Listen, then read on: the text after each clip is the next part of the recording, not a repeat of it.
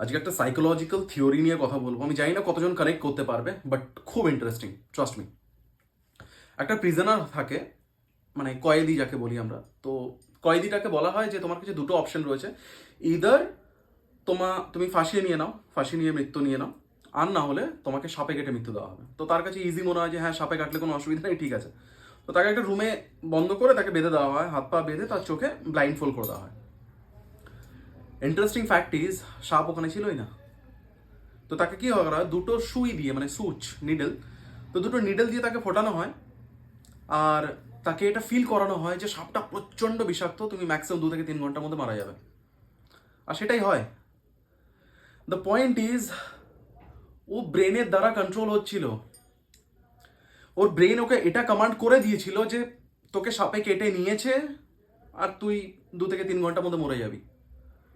The choice is yours man. তুমি তোমার ব্রেনকে control করবে না ব্রেন তোমাকে কন্ট্রোল করবে। অলওয়েজ রিমেম্বার যে ব্রেন এত একটা সেন্সিটিভ জিনিস না, এত একটা বাজে জিনিস না যে ও যদি তোমাকে একবার নেগেটিভিটি ধরিয়ে দেয় তো তুমি ওই নেগেটিভিটির দিকেই ফ্লো করবে। তোমার মোমেন্টাম নিয়ে নেবে, গোটা লাইফ ওই মোমেন্টাম নিয়ে নেবে। তো it's the time, this is the time যেখানে তুমি তোমার ব্রেনকে কমান্ড করবে, দ্য ব্রেক ইজ ওভার। যা হওয়ার সব হয়ে গেছে, now the break is over and you are about to start. লাইফে সিচুয়েশন এতটাও খারাপ হতে পারে না যেটা কন্ট্রোলেবল না, যেটা চেঞ্জ করা যায় না। Trust me.